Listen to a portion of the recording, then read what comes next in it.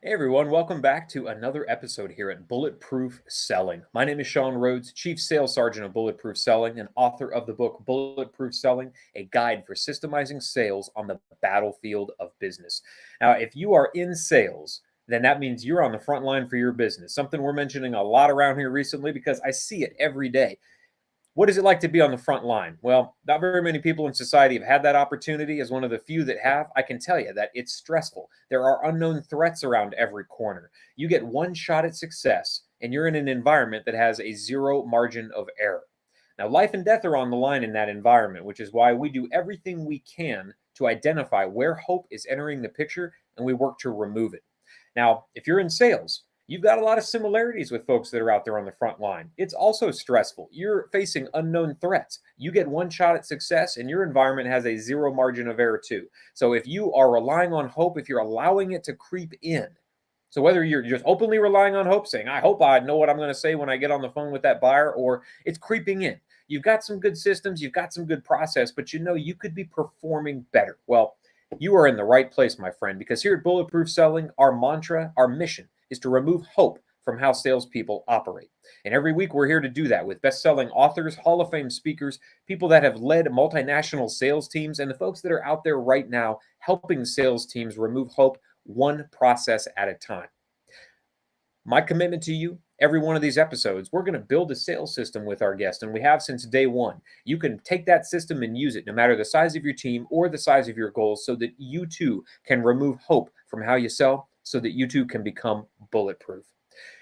In all the sales conversations I get to have, first thing out of the gate, I remember in my early days of sales was getting on the phone with a buyer and hoping that I would figure out the right question to ask to keep them engaged, that I would figure out the right question to ask, that I could get them to elicit information for me, that I could get them to talk about their pain points, talk about the solution state that they wanted, all the classic stuff that you've probably heard in every sales training program you've ever been to, every podcast that you listen to. We're all talking about the same stuff. But where hope enters the picture there, and you heard me mention it a couple times, that I hoped I would figure things out as I went. I would be really, really sad. I would get openly depressed. You would hear me weeping on this show if I actually took the time to think about all the revenue that I lost on the way to learning what questions I needed to ask. All the opportunity to serve the customers that I could have served had I taken the time to sit down and build a great system for what do I need to say when I finally get this buyer on the phone. So today's guest is actually an expert in helping salespeople do that with technology of all things. He's an expert in taking a entirely virtual sales process, which a lot of us are in these days. We're never face to face with the people that we're selling to. How do you convert that deal? How do you figure out the right questions to ask so that you can keep them engaged in the buying process, even if they never actually get to place hands on the thing that you're trying to sell to them? So without further ado, because I know I'm going to enjoy today's conversation, welcoming to the show, Mr. Joe Ingram. Joe, welcome, sir, to Bulletproof Selling. Thank you, Sean. Honored to be here. I'm excited. I love the theme. I love everything we're going for. So it's going to be amazing. We're going to have fun. Well, coming from a heavy client base in the automotive industry, I'm pretty heavy into construction. So I know the people that we deal with, they understand the power that a good process can have, especially as it comes from a military background. So we're going to get to build a pretty cool thing here today. But I want to hear about you, sir, because we didn't get a lot of chance to talk about your bio. We don't need to go back to the day you were born, but I would love to hear about how you got into sales, because it's such a weird thing. Nobody's born into sales. It's always a job that we choose. So how did I you was choose it, or four how did days that job old. choose you? Yeah, I was You 4 were days 4 old. days old. Yes. No. So we won't go back that far. Let's see. Sales itself. So I'm an electrical engineer by degree. If that tells you, of course, naturally leads to sales. But always had too large of a personality for the career field I chose. And so the answer was, you know what, could you stop talking with everybody and stop? And I was like, I'm sorry, but I've finished everything I need to do. And they're like, well, they haven't. I go, I'm helping them. And they're like, yeah, just go sit and be quiet. And then I was like, well, okay, fine. But so I ended up leaving. It's funny. I left aerospace after being a manager of a lot of divisions. I was there for about 10 years, but I kept getting promoted. And the personality and the outgoingness and the selling of oneself got me promoted within like 1 year of being there. and then another promotion 2 years later, and it kept going up. And then I had always been told by people, oh my gosh, you're a natural salesperson. And I go, actually, I'm not natural. I saw my dad do it every day. Okay. And so my dad always owned his own business. My dad always incorporated humor with everything he did. So I do that as well. I believe as soon as you can get someone to laugh, if they're a prospect, well, then you've knocked their ego out of the way. And so that means they are now sitting back going, oh, you're not that bad. So rapport is there. Because if I hated you, I don't care what you said that was funny, I'm not laughing. Okay. So that's the little test points as we go in. But I left electrical engineering for an aerospace company, and I went to go work at a criminal defense law firm. Right? You can naturally see the transition. No. But it was a call center based, where we were building a call center within the law firm itself. Took them within 9 months. We went from what was it, $300,000 to over $2 million a month, and we just took off like crazy. But what I did was I took their face-to-face sales department and I added the virtual sales department, which was all of us over the phone and email. And so we were able to get that. And the answer was set appointments. And then we went from there to, why don't we just close the deal over the phone? Right. And what am I closing? I'm closing representation for people who did bad things, allegedly, and assign them to an attorney to help them. But we went from 2 states when I started to 9 states by the time I was done. And so it was booming. And that was when I got my first taste of commission. So I was like, oh, I need that. I need that in my life. This, salary thing only doesn't work, especially if I can outwork people. From there, I jumped to automotive. And on the socially acceptable scale, a car salesperson is like 2 rungs higher than a lawyer in the do we like you kind of deal. So I was actually moving up. So I went to go work for a car dealership running a call center within it. So 2 of them at the same time. And so the automotive group put out 10 of these test pilots that they put together. And at the end of the year, there were 3 left and 2 of them were mine. And so it was me going, this is great. Now, do I sell face-to-face? Yeah, absolutely. But I had to learn the differences. And so then I went strictly from there. After the first year, I was like, this is in my blood. I love automotive. I'm a car freak. This is all going well. So then I ended up, it took me 4.5 years to go from entry level to running my own dealership. And then did that, kept going, went to go work for the #1 automotive sales trainer, hired me right out of the store, and then had fun with it. And I loved it. Went back into a dealership, went back and forth and played that little game. I've always been in automotive for the last 23 years, either as a vendor or as within an actual dealership group. But the last years has been just me training companies on how to get people from virtual to cha-ching and sales. This is something that a lot of salespeople are struggling with, to generate those meetings, whether it's the next step of getting them on site, as I imagine it would be for an auto dealership. Although, the amount of cars that are bought today without ever taking a test drive just amazes me. I guess I'm of that last generation that has to be in the car before I buy it. But I know there's plenty of great business models out there. You get the thing delivered to your driveway. They take your old car away. It's like buying a refrigerator, like the guys show up to install it, take the old one away, and that's it. But with this model, then you got salespeople today that are still needing to drive that meeting, needing to convince people it's worth their time to go deeper in the sales cycle, to answer more questions, to open themselves up to deliver more value. So in the automotive industry, then I'm curious how you've been able to find the transition between, maybe that older generation like me, and I'm not that old, but I'm of that last generation. How are you convincing people to buy a car when you're not one of those auto dealers that that's their only model? It's all virtual. Because I know you're working with auto dealerships that have physical locations. How's that transition going? So I will tell you that the comfort level of the buyer, is still more you and I. which is I need to see it, touch it, feel it. Whether or not we deliver it to your house for you to do that, right? Because we can go negotiate, do everything. If I get to the house, look at it. If my car is not what I said it was or what I videoed across, right, that stops the process. But also if you jump in the car, drive the car, okay, and come back and go no, then that's done. So basically, the same process happens. It's just the location is what's changing. And that's what we're finding is you still have to. I think the statistic, okay, when I say think, I know it's 99% of the people still have to drive a car before they buy it. That 1% is either putting it in a collection or buying it for someone else.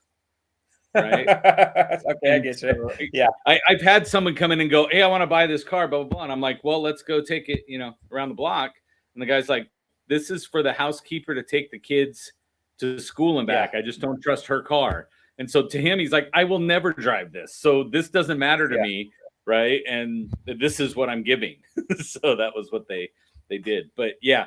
And again, the biggest transition I find with salespeople is that they believe the face-to-face communication that they're used to is acceptable over the phone or through email, right? Or through chat, where that itself is not. And so that's where we look and say, there needs to be a change. There needs to be a process change, and a majority of the process change is in your language. So that you. So let's dive into that then. Sure. Talk to me about where you see salespeople and the companies that you're coaching. Where are they relying on hope in their language? Because you said two things that seem contradictory. One is that it's the same process; it's just conducted over a different medium. And then you also said we really need to understand this is a different thing. We need to change our language. I know there's a middle ground there. There's a bridge. Yes. But talk to me about where hope plays into that language change. The part that I find the most is over the phone. So when it comes to them taking a sales call, right, or following up with somebody, they hope more than anything that the customer never asks the question, doesn't ask anything, and just says, sure, whatever you need. And so they go into it ill-prepared. So anytime you choose to take on something, you're in an undertaking and you haven't prepared for it, that means you are definitely just holding on to hope. And you hope they go, oh my goodness, you're amazing and you sound so wonderful. You remind me of my son. Of course I'll buy from you. That's not going to happen. And so you're just if it does, it's extremely rare.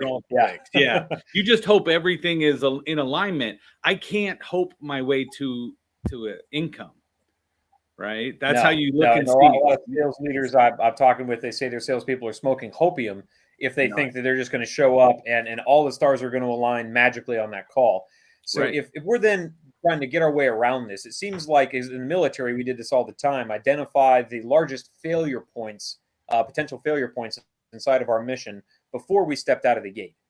And so I'm curious, is one of the pieces of the puzzle here to identify the hardest questions that I could be asked, and instead of having those blindside me and hit me like a Mack truck, to actually have a response prepared? What do I need to be thinking about before we dive into, actually what to do about it? Where does mindset play into this? Okay, mindset is, again, it's more conscious of what's happening on the other side of the phone call, the email, the chat, where most people forget that. And I'm so stuck in whatever my goal is or we call that commission breath, right? Where we sit down, a customer comes in, you can't hear what they're asking because you're so busy talking yourself, trying to talk them into buying what you want them to buy, which of course has the most profitability for you. And so they feel that. To me, when I look at it, I say, we go into it and we decide in our mindset, like, for example, anytime the phone rings in one of the companies I'm at, we have to yell, the person grabbing the phone has to yell appointment. Okay. Oh, nice. So they yell appointment before they pick up the phone because I want their focus on an appointment, not selling a product or service right now, because the energy is different. If I pick up the phone going, I'm selling it, especially if it's a physical product that's later they have to decide upon, right? It's the wrong medium to do that. So you want to be pushing for appointments. You want to be pushing for, even if it's a Zoom appointment, it doesn't matter. The answer is, I got to go, yell demo before you actually pick up the phone, Yeah. depending on the industry. So focus on what it is you're looking for. That immediately takes the I'm hoping it happens out of it, because now your mindset is I've got a target, right? And in the military, what do we got to do? Focus on the target. You don't look all the way around. There's never a sniper going, what's over there? What's over there? No, we're just lined up on the target, and that's what I stay focused on. And within that capacity, I say we need to be able to be drilled down that tight onto what it is we're looking for. Because again, mindset's going to drive 90% of your success.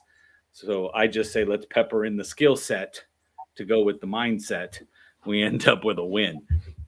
But so let's build a sales system around this, because I think every salesperson listening could do a better job at opening those calls in a way that gets them further down the path of the sale.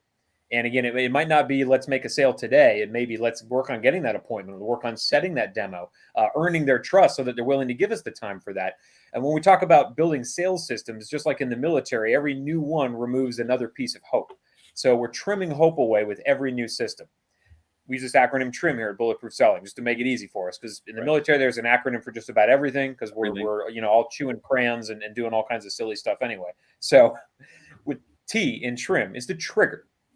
For this system, I need to know, when do I pull it off the shelf? Is it when the phone rings? Is it before that in the sales cycle, when I'm kind of building out what my ICP looks like? Where do you recommend I trigger the system that gets me better prepared to open up calls in a better way? So it is before you ever pick up the phone. Okay. So one of the most evil words for salespeople is role play, right? They all look and go, no, right? That's why I would go more with, it's a war game. Let's play war games. And they go, ooh, that sounds so much better. That. Yeah, it's way more manly. And so when we go into that capacity of thinking, I need to sharpen the saw before I need it. Okay. So that's where I look and go, the first thing I do is sit down. Now I have people walk in the door and they're like, oh, let me tell you, I'm like, do not pick up the phone. Okay. Do not pick up the phone. And they're like, what do you mean? I'm like, with whatever you're spewing, I don't need that energy in the room. And I don't need that energy into an ear of a prospect that could be spending $100,000 with me. And then they go, oh, wait. I'm like, no, go check out, go get yourself right, and then come back in when you're ready to perform the task at hand. So that's what I look at. So the trigger then is before I pick up the phone, and you mentioned mindset and attitude. How do I then check myself and make sure my attitude is in the right place? Because I have days where I think I'm at a medium level attitude, and I got days where I'm ready to roll. Right. How do I check in and control that if the phone's about to ring or I'm about to pick it up and make a call? So I don't like leaving anything to hope, where I come to work and I hope that I'm in a good mood and go through. Okay, so here's the cheat sheet to getting yourself into that maximum peak state. Okay. I tell everybody, before we start working, before we get on the phone, you read 2 to 3 testimonials from customers about you. Okay. So if I sit down and they're like, Joe changed my life with his training, this, and this. When I go pick up and I'm calling somebody that's a cold call, or I'm getting an inbound call that's coming in, I already know I have the ability to make an impact. I've got a track record. I've got success. And I understand that, right? Because why? When we sit back and forth all day long and we get the no, we forget that we've nailed it plenty of times and got the yes. But they're few and in between until you get really good at what you do. But over half of sales are lost, and this is my perception, based on the attitude of the sales associate. Okay, that's so powerful. it's your headspace, right? So I'm not sure if it goes everywhere, but we always said, what's the best time to sell something?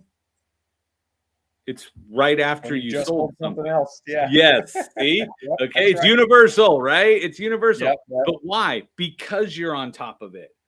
Because you're already up. Because everything about you is I bring value and I know I can help and I can get this product or service to somebody else.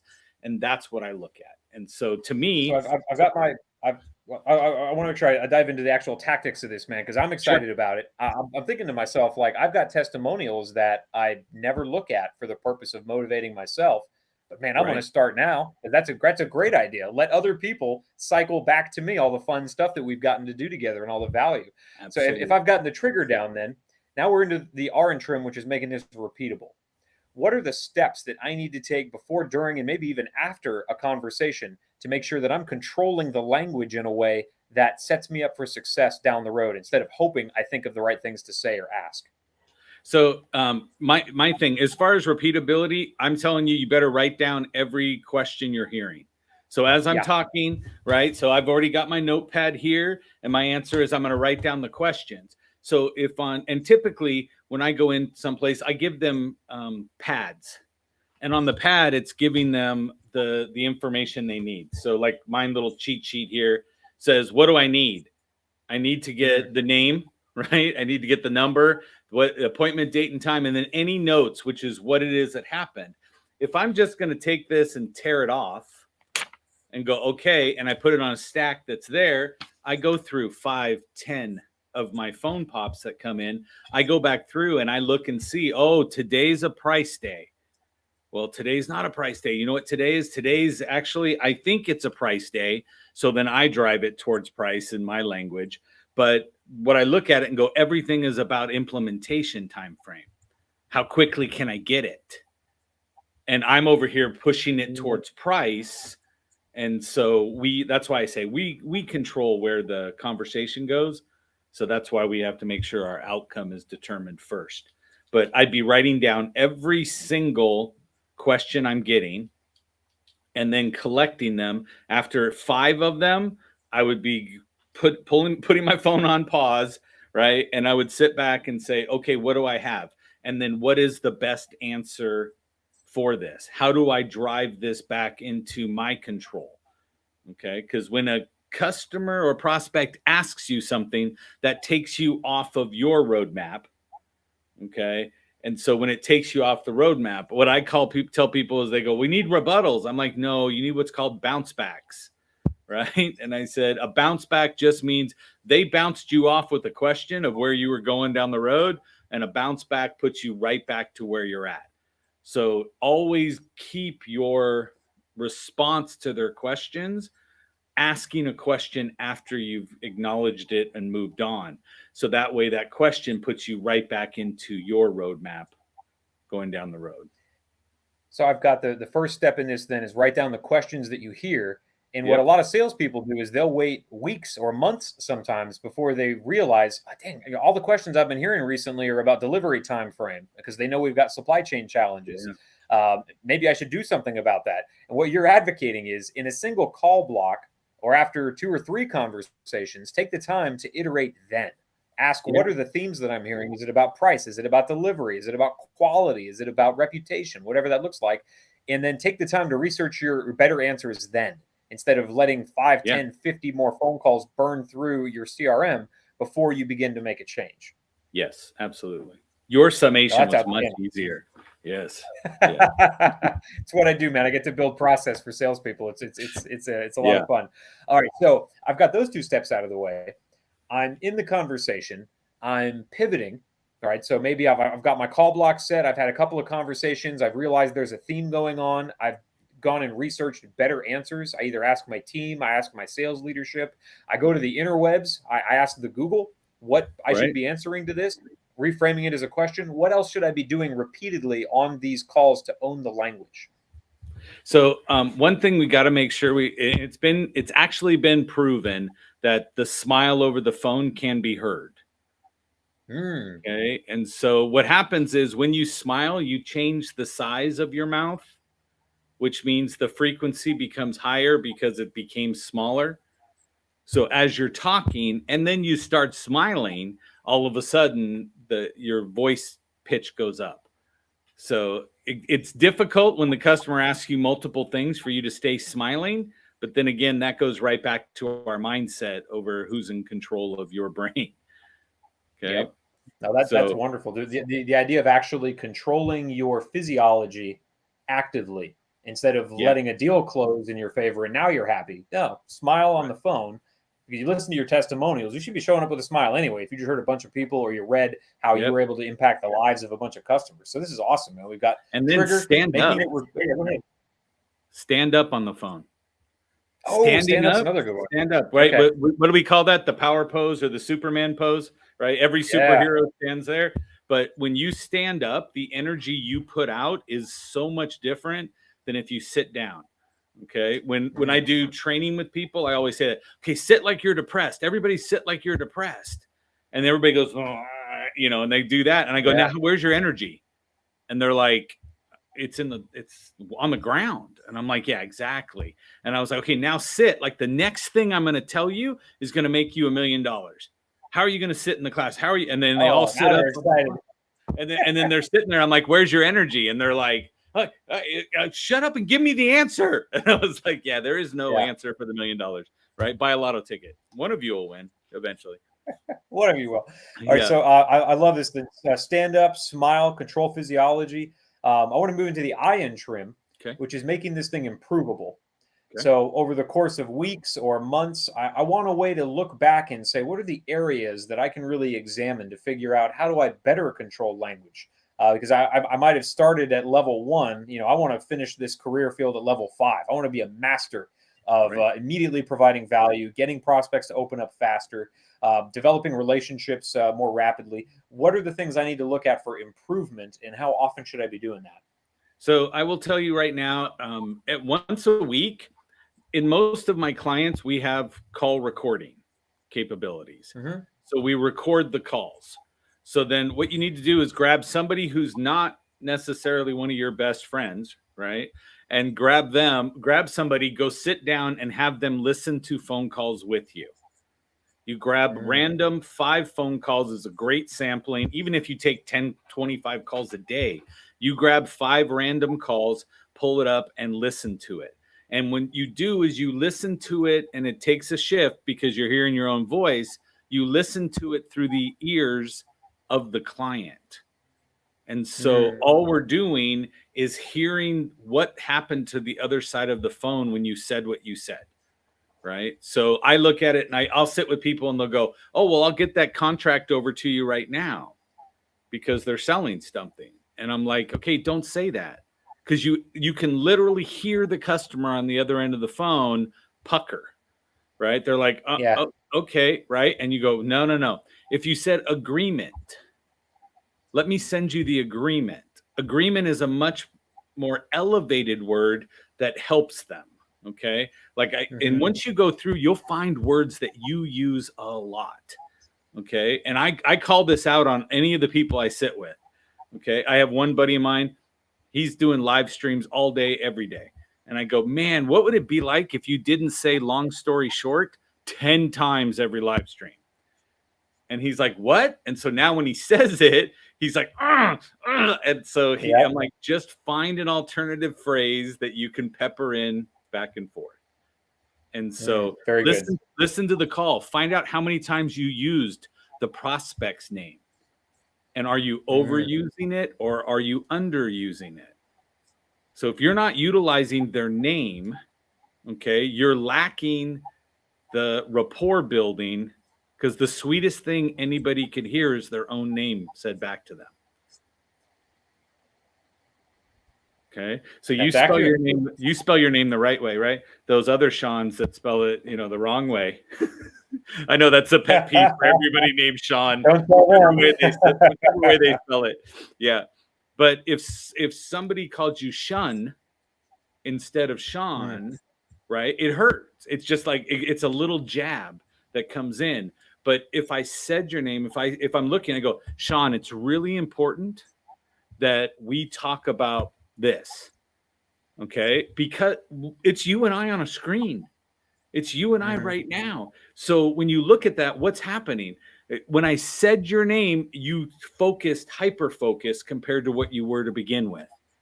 And so the other person, right? If I'm looking around at my desk, the second you say my name, you're good to go.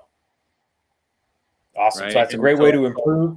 pull it in. Yep. I want to give salespeople a chance to actually use this, man, because if everybody's making calls, they're going to want to take this system and put it into practice. So Right. the final piece of trim is M, to measure.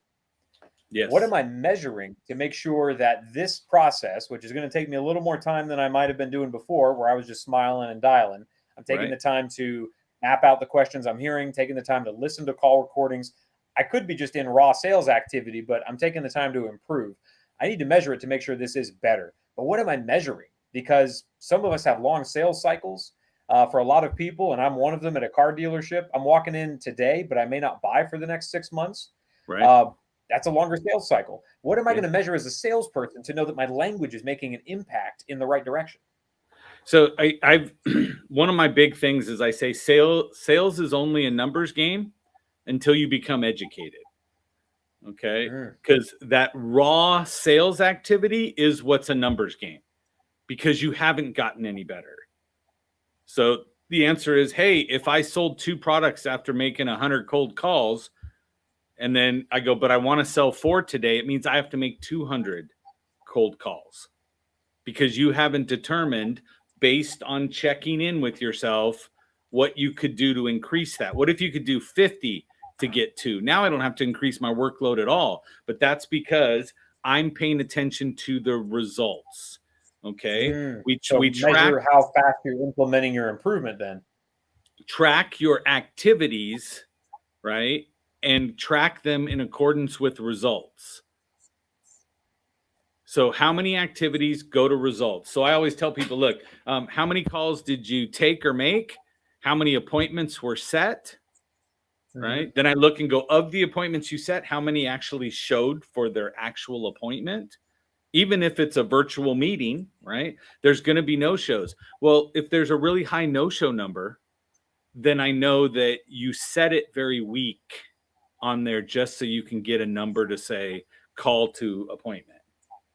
Right. Now I'm dealing with software companies that are like, we're selling it over the phone right here, right now. Some of them are like 6-month-long sales cycles because you're implementing a CRM tool that's going to change the whole company, right? And how they communicate. So those things you have to stop and look, what is my activity to my result?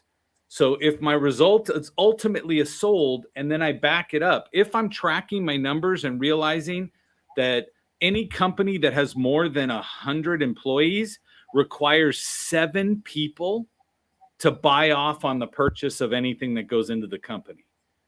So then I need to be tracking, even if you're talking to the owner's like, I'm not going to go throw something out there without any of my manager's input for most of them. So then I'd be tracking those things and say, do I have 7 meetings that I've set up?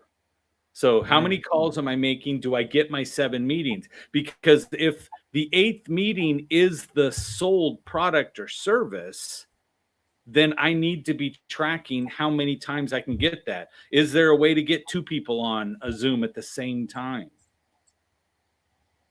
Right? Is there somebody there that can do that? And then all awesome, I'm doing is tracking those, just set up the milestones, right?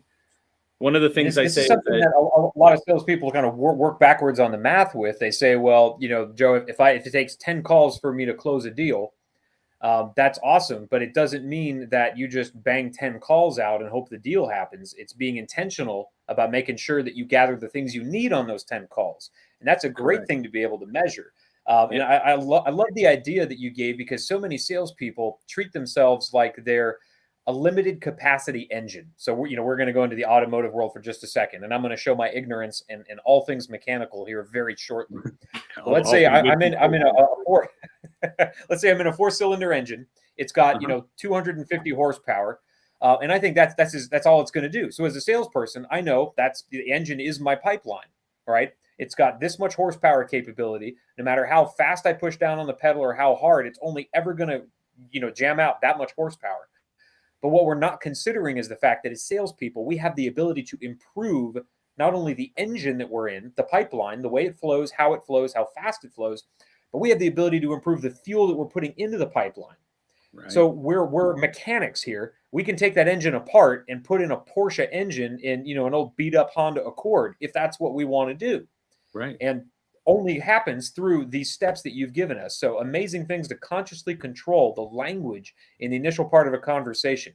I want to give salespeople a chance to go out and use this, Joe. So I know if anybody's process driven, they're going to want to talk to somebody with an engineering background on this. How do people get deeper into your world? Because I know you've got a lot of stuff that you can offer folks to help them build better process for selling as well. So how do we find out more? Yeah, I am the process nerd. I've been called that my whole life. So the easiest way to find me is at thegeniuslinks.com. So I've been coined the sales genius. So that's what I look at. So thegeniuslinks.com. If you go there, it'll show you everything I have on the web, every social media platform, what's out there, right? The best thing to do is go out, look and play with some of the stuff and say, does he resonate with me? Because I'm not going to resonate with everybody. And you don't need to go, oh, I can learn from him because of this. No, not in spite of. Say it's because I feel the connection, right? I prefer to laugh all the way through anything we're training on, anything we're building through. So I like to call myself the edutainment person. So I will educate you and entertain you at the same time. So, but I just say, look at that and say, great, geniuslinks.com. If it works for you, great, reach out. If it doesn't, I'm okay too. So that's great content, Joe. I'll make sure that we're tagging you in the show notes so people can find you. For all of our viewers here, make sure you're subscribing to that YouTube channel where every conversation, just like this one we had with Joe today, is archived, going back to the very beginning. And if you're listening to us on iTunes, Stitcher, or Spotify, anywhere that podcasts can be found, leave us a review, hit that 5-star button. Let salespeople know that hope no longer has to be part of their sales strategy either. Well, Joe, thanks for tuning into us today, man. Giving back to the sales community with your wisdom and your knowledge. Let's get out there, sir, and make selling bulletproof. Got it.